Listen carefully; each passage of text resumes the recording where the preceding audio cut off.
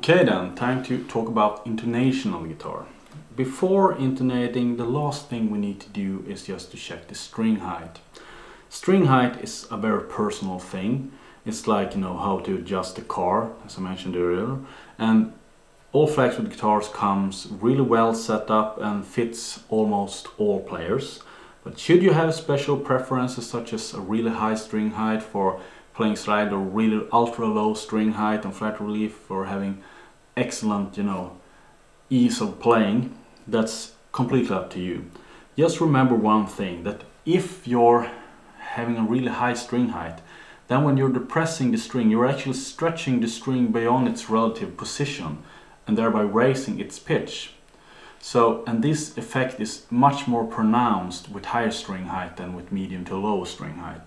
So keep that in mind, that even if you have a really high string height and it's easy to play slide and stuff, then that might affect the intonation of the fretted notes to a more severe degree. String height, as I said, personal thing, but just play and see what you like. And if you like it higher, then raise the string height. If you like it lower, then lower it, as long as the notes doesn't fret out or it's not too high to affect the intonation. Regularly, you take a ruler or a finger gauge, put it on the 12th fret and measure the distance from the fret to the string, in my case around 2.5 millimeters. Recommended relief string height for this type of radius, 12-inch radius, would be anywhere from 1.2 millimeters and upward for the treble side, that is 3/64 of an inch or 1/16 of an inch and upwards. And bass side would be then around 1.6 millimeters and upwards, like for me in my case 2.5 millimeters, which would then be from 4.4/64 of an inch and upwards.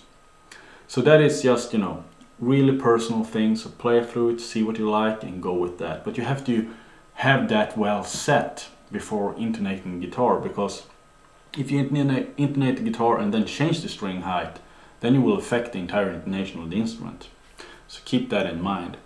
Pickup height is also something you need to take in consideration, because if the pickups are too close to the strings, the drag of the magnets will pull the string out of pitch and intonation. So you can't have it too close to the strings. Just raise it as high as you like and then lower it to where you feel that the string is having a good sound and a good intonation. It's really hard to say any specific measurements because the various magnet strength of pickups are so varied. Like a single coil often has stronger magnets than a humbucker, even though the humbucker has higher output due to its construction. The single coils tend to drag more on the string. Thus you should place those further from the strings. And an active pickup, you should place almost as close to the string as you can, because those have really, a low drag on the string, and then the signal is amplified within the active electronics.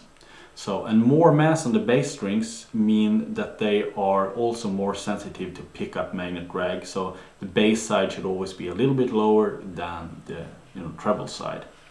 So with that said, let's check out the intonation.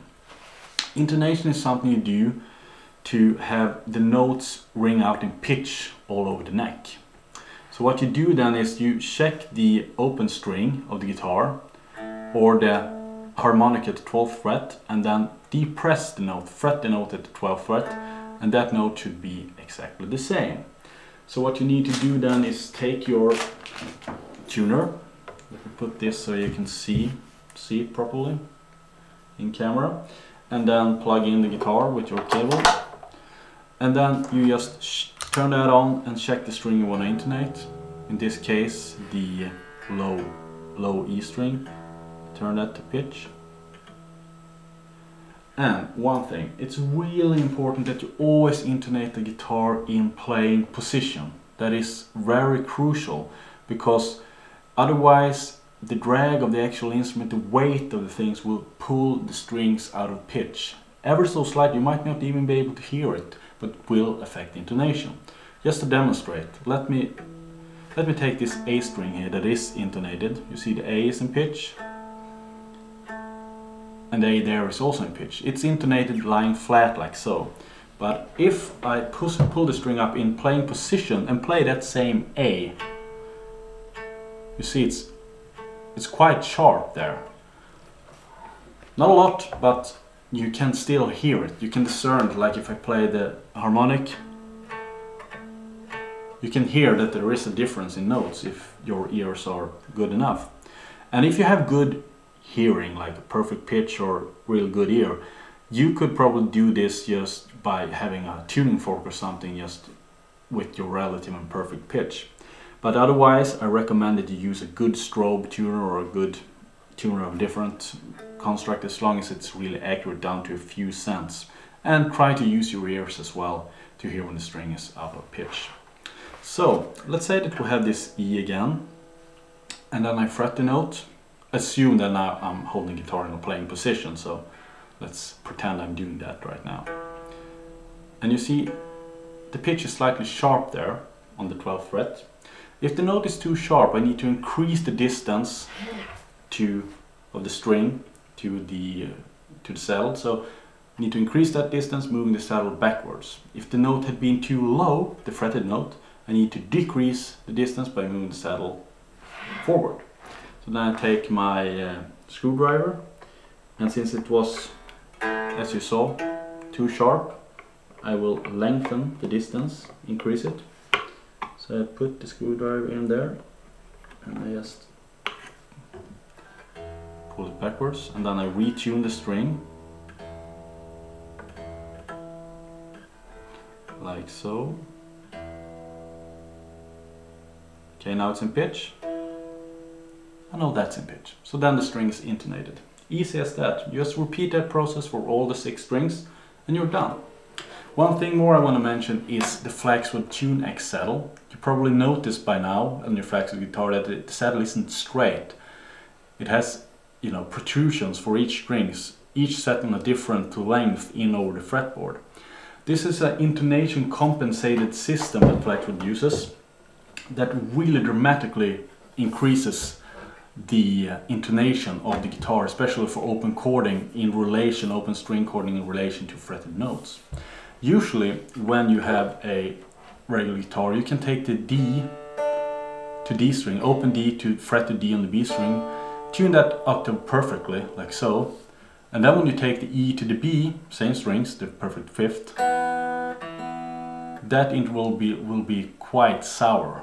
So that's usually a bit too low on the B string, because unintonated compensated top knot, usually the B is a bit too low. So if you tune that to pitch, the notes in the second, third, fourth, fifth fret will be a bit too sharp.